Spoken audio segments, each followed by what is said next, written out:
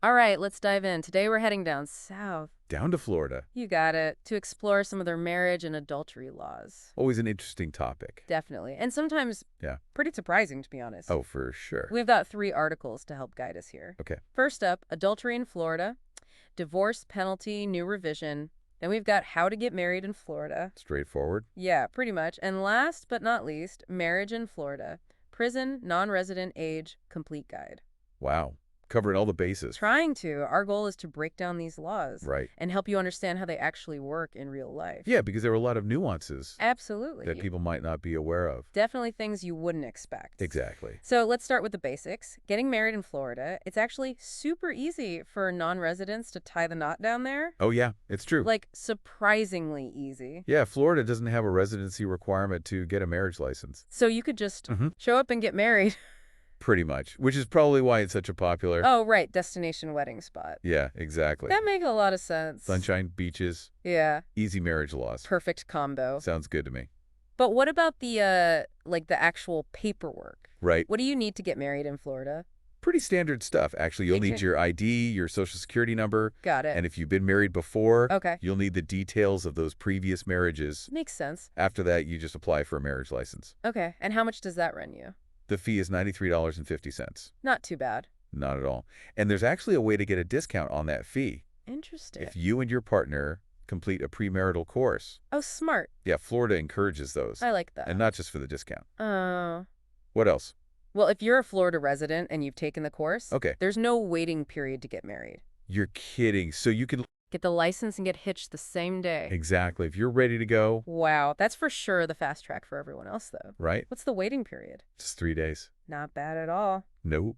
I know Florida used to have a much different definition of marriage, though, before same-sex marriage was legalized nationwide. Florida law defined marriage as between one man and one woman. Of course, that's all changed now. Thankfully, yes. It's amazing how laws can change to reflect what's happening in society. It really is. Shows how important it is to, stay informed. Yeah, stay up to date. Exactly, because things are constantly shifting. Okay, so we've covered the happy part, getting married. Right. Now let's get into the less happy part. Well, a little bit trickier, I'd say. Okay. Adultery. Florida's a no-fault divorce state, right? That's correct. Meaning you don't need a specific reason to file for divorce. So you don't have to prove like adultery or abandonment or anything like that. Exactly. Either spouse can simply state that the marriage is irretrievably broken. And that's it. That's enough to start the process. So then why are we even talking about adultery? Because it's not that simple. Okay, I figured. Even though it's not required for the divorce itself, okay, adultery can still have a big impact on how things shake out. So what do you mean? Like, it matters for other parts of the divorce? Exactly. Interesting. Yeah, a judge can definitely consider evidence of adultery when making decisions about alimony, the division of property, even child custody. So even though Florida is no fault, right, the reasons behind the divorce can still matter. They can. It's not about punishing the adulterous spouse, but about being fair to the other spouse. I see. Making sure the impact of their actions is considered. Oh, okay, that makes it. It's more about the consequences than about placing blame. Right. Okay, so we've established that adultery can play a role. But what about if a couple is separated but not officially divorced yet? Ooh, good question. Can one of them be accused of adultery if they start dating someone new? That's where the legal definition comes in. Okay. Adultery in Florida isn't about dating or emotional connections. It's specifically about sexual intercourse outside of the marriage. So going on dates. Totally fine. But being physically intimate with someone else. While still married? Yes, that's where you cross the line legally. Got it. But what about, like, sexting? Ah, interesting question. It's not physical, but it's definitely a gray area. Right. So where does that fit in? Well, in Florida, sexting itself is not legally considered adultery. Really? That seems surprising. I know, right? It's because the law focuses on I see. the physical act of intercourse. Okay. But that doesn't mean sexting is irrelevant. Okay. I was going to say there's got to be a but coming. Exactly. But while not adultery itself, sexting could definitely be used as evidence to support other claims in a divorce case. Interesting. So, for instance, if one spouse is saying, hey, I was faithful, they weren't, I deserve more. Right. Well, the other spouse's sexting could be used to challenge that. Okay. It kind of undermines their whole argument. That makes sense. So it all comes down to how everything fits together. Yeah, it's all about the context. All right, so adultery not be the main event, but it can definitely be part of the overall picture. It can. And that's what the court will look at. Right. Okay, moving on to something totally different. Okay. And a little bit wild, if I'm being honest. All right, I'm intrigued. Apparently, inmates in Florida can actually get married. What? While they're still in prison. You're serious? Dead serious. I was surprised too. Wow, I did not know that. It's a real thing. I mean, I guess they still have certain rights. I guess so. Even while they're incarcerated. Right, but marriage. Marriage. That seems pretty wild. It does. I bet there are a ton of restrictions, though. I would imagine so. I mean, it's not like they can just walk down the aisle at a chapel. Not quite a normal wedding. No, not at all. So how does it even work? How do you have a prison wedding? So first, the inmate has to submit a request to get married.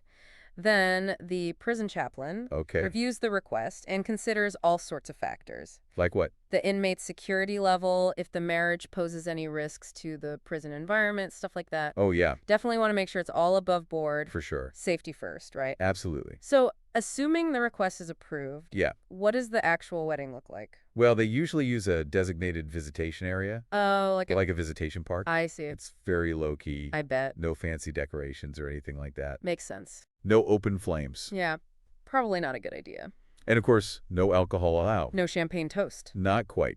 But here's the thing. Legally speaking, these prison marriages are just as valid as any other marriage performed in Florida. Really? So they're treated exactly the same? The location might be unique, but the legal standing is identical. So you could literally go from saying, I do, to see you in a few years. Pretty much. Crazy.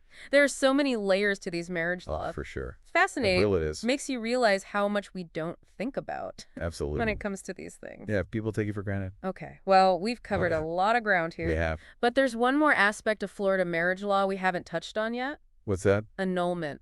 Annulment. It's basically saying the marriage never happened, right? In a nutshell, yes. But I'm guessing it's more complicated than that. Way more complicated. Figured as much. Annulment's actually pretty rare in Florida. Oh, really? And it's not even specifically defined in state law. Interesting. Yeah, but courts have established some precedents over time. So what are the grounds for annulment? What makes a marriage never happened legally? Well, it comes down to whether the marriage is considered void or voidable. Okay, and what's the difference? Void means it was never legally valid from the start. Like it had a fundamental flaw. Exactly. Okay, got it. Voidable means there were valid reasons to invalidate it. From the beginning. Right. So what are some examples of what would make a marriage void? Oh, there are a few. Okay. Like if someone is already married and tries to marry someone else. Right. Bigamy. Exactly. That automatically makes the second marriage void. Oh, so that one's pretty straightforward. Yeah, pretty clear cut. Okay, what else? Well, same-sex marriages that were performed in Florida before it was legal nationwide. Oh, right. Those would also be considered void. Because they weren't recognized as valid at the time. Makes sense. Then you have things like incestuous marriages. Okay. Or if one person was too young to legally consent to marriage. I see. Or if someone wasn't mentally capable of understanding what they were agreeing to. So in all those situations, the marriage is just wiped clean? Essentially, yes. Like it never happened? Legally speaking, it never existed. Wow. Okay. And what about voidable marriages? How are those different? Think of situations where there was some sort of pressure or deception involved. Okay. Like if someone was forced into getting married. Oh, wow. Or if they were tricked into it. Oh, that's awful. It is. Or if one person lied about something really important, like their identity or their ability to have children. I see. Or let's say someone gets married while they're so drunk or high that they don't understand what's happening. Oh, yeah. Those are all grounds for avoidable marriage. So it's basically saying that there was a problem from the start. Yeah. But the marriage did technically happen. For at least a little while. Right. But it can be challenged. Got it. And potentially voided because of the circumstances. Okay, so how does someone actually get an annulment? It's not easy. I figured. You can't just say, oops, never mind. Right. You have to go to court. Okay. Present evidence to support your claim. And convince a judge that your marriage meets the criteria for being void or voidable. So it's not just hitting a reset button? Nope. It's a legal process. Definitely sounds complicated. It can be. Probably something you wouldn't want to try without a lawyer. Definitely not a DIY project. All right. Well, that's a lot to take in. Yeah, we've covered a lot. All about Florida marriage law. Fascinating stuff. But maybe a little overwhelming. Maybe a good time of a break. Sounds good to me. We'll be back in a bit. Looking forward to it. Okay, so before the break, we were talking about no-fault divorce in Florida. Yeah. And how even though adultery isn't required to get a divorce. You don't have to prove it. It can still play a role. It can come into play. So how does that work? Well, think about it this way. Florida law. It's all about being practical. Practical, okay. Yeah. So even if you don't have to prove a specific reason for the divorce, right. the judge can still look at the bigger picture. The bigger picture. Yeah, when deciding things like alimony or who gets what in the property division. Oh. Okay. So adultery becomes more like a piece of the puzzle. Not the whole picture. Okay. But it adds context. So it's not the main issue, but it's something that adds to the story. Exactly. It helps the court understand why the marriage is really ending. Right. Beyond just saying irreconcilable differences or whatever. Yeah, because let's say one spouse was using joint funds to have an affair. Oh, wow. Or they were neglecting their kids because they were spending time with their other partner. Yeah, that's definitely relevant. That's going to impact it. So it's less about pointing fingers and more about trying to be fair. It's about making sure that someone's actions, including adultery, have consequences. Okay, so let's get into a specific scenario. Okay. Let's say a couple is separated but not officially divorced yet. Happens all the time. Right. Can one of them be accused of adultery? Okay. If they start dating someone new? That's a great question, and it really comes down to the legal definition of adultery. Which is? It's not about dating or even having an emotional connection with somewhere else. Really? It's not? It's specifically about sexual intercourse outside of the marriage. So going on dates is fine? Completely fine. But having sex with someone else... While you're still legally married? That's where the line is. That's adultery. Exactly. Got it. But what about, like, sexting? Sexting. It's not physical in the same way, but it's definitely a gray area. For sure. Yeah. Where does that fit in legally? So in Florida, sexting is not legally considered adultery. Really? I know. It's surprising. Yeah. Why not? It comes back to that legal definition. Okay. They're focused on the physical act. Of intercourse. Exactly. There's a but coming. Yeah. It's not that simple. Okay. Sexting might not be adultery itself. Yeah. But it could still be used as evidence. In a divorce case. Exactly. How so? Well, let's say one spouse is claiming they deserve more of the assets because they were the faithful one. Okay, yeah. The other spouse is sexting. Oh, right. Could be used to show they weren't so innocent. Makes sense. It all comes down to how it all fits together. Exactly. Context is everything. Okay, I want to shift gears a bit to a totally different topic. All right, shoot. This one is a little bit wild. Lay it on me. So you ready for this? I think so. Apparently, inmates in Florida... Inmates? Yeah, in prison. Okay. They can actually get married. While they're still incarcerated. You're kidding. Nope. It's a real thing. I had no idea. I was surprised, too. But, I mean, I guess they still have rights. Well, yeah. Even in prison. Marriage. That seems... It's wild, right? A little crazy. I wonder how that even works. Yeah. I mean, there have to be a lot of restrictions. I'm sure. It's not like a regular wedding. No, definitely not. So how does it happen? How do you get married in prison? Well, first, the inmate has to submit a request. A request to get married. Yep. And then the prison chaplain reviews it. The chaplain? Yeah, they have to make sure that the marriage isn't a security risk or anything like that. Oh, I see. They have to consider the safety of everyone involved. Makes sense. So what if the request is approved? What happens then? Well, the ceremony usually takes place in a visitation area. Like a visitation park or something. Oh, okay. It's very low-key, no fancy decorations. Obviously. No open flames, definitely no alcohol. Yeah, I figured as much. But here's the important part. What's that?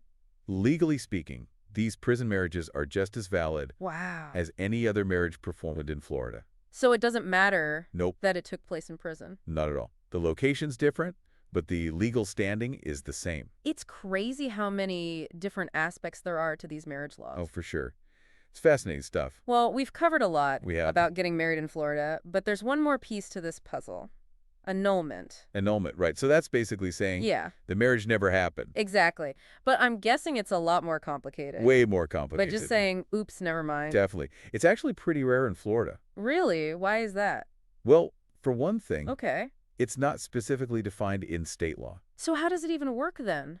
Well, courts have established some precedents over time. Oh, so there's like case law? Yeah, they've set some guidelines. Okay, so what are the grounds for getting an annulment? What would make a marriage never happen legally? It comes down to whether the marriage is considered void or voidable. Okay, back up a second. Void versus voidable. Right. So void means the marriage was never legally valid to begin with. So, like, it had a fatal flaw, Okay, what about voidable? Voidable means there are valid reasons to invalidate the marriage from the start. Okay, I'm following. So let's start with void. Okay. What would make a marriage void? Yeah, give me an example. Sure.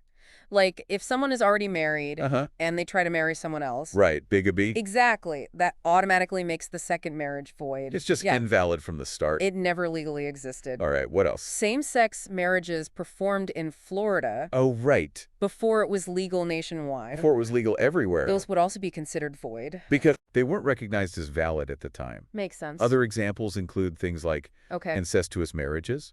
If one person was too young to legally consent to marriage. Yeah, I see. Or if one party was mentally incapable of understanding what they were agreeing to when they got married. Wow, okay. In all those situations, the marriage is considered void. Just gone. Gone, legally wiped clean. Okay, that makes sense. Now, what about voidable marriages? What makes those different? Think about situations where one party was misled or pressured into getting married. Oh, so like if someone was forced into getting married. That's terrible. It is. Or if they were tricked into it. Wow. Or if one person lied about something really important. Like their identity. Exactly. Or their ability to have children. Okay. Yeah. Or even simpler. What's that? Let's say someone gets married. Yeah. While they're so drunk or high. Right. That they can't understand what they're doing. Yeah. I can see how that would be a problem. Definitely grounds for avoidable marriage. So basically it's saying that there was a problem from the start. There was a big problem. But the marriage did technically happen. It did happen, yeah. Okay, at least for a little while. Right. But it could be challenged. Challenged. And then potentially voided. Okay. Because of the circumstances. So how does someone actually get an annulment? Is it a long process? It's not simple. Figured as much. You can't just say, oops, never mind. Right. You have to go to court. Okay. And you have to present evidence to support your claim. Evidence of what? Evidence that your marriage meets the criteria. For me. Void or voidable. And then it's up to the judge. The judge will decide. Okay, so there's no guarantee. No, don't. You'll get the outcome you want. No guarantees. And even then, sometimes the court will just grant a divorce. Instead of an annulment. Exactly. Well, it definitely sounds complicated. It is. Probably not something you'd want to try on your own. Definitely not a DIY project. Yeah, I've been a lawyer. Always good advice. All right. Well, that was a lot of info. It was, wasn't it? About Florida, marriage law, adultery, annulments. A whirlwind tour. It was. Welcome back. We've covered a ton of ground here in Florida. Yeah, we have. All about marriage laws, adultery, even prison weddings. Element 2. It's been a whirlwind. Definitely. Hopefully our listeners are starting to see how all these seemingly obscure laws can actually play out in people's real lives. Absolutely. It's not just theoretical stuff. Not at all. These laws have real consequences. Exactly. So let's do a quick recap of what we've learned about marriage and adultery laws in Florida. Sounds good. First off, we saw just how easy it is. Oh, it's super easy. To get married in Florida. Especially for non-residents. No residency requirement. A pretty straightforward process. And even a potential discount for taking a premarital course. Can't beat that. Makes you wonder, though. What's that? If there are any downsides. Oh, interesting point. Having such relaxed marriage laws.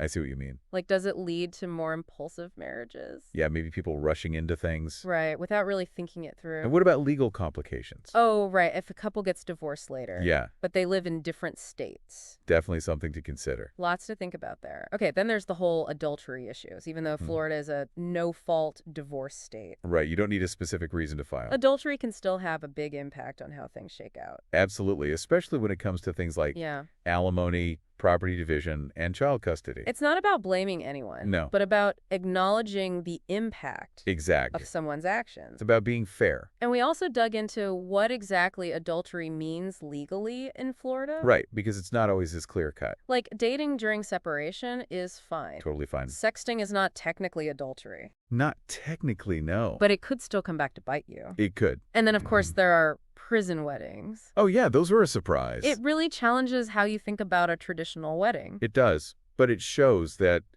even in prison, people still have certain fundamental rights. Like the right to marry. Exactly, and those marriages are just as legally valid as any other marriage in Florida. It's pretty amazing. It is.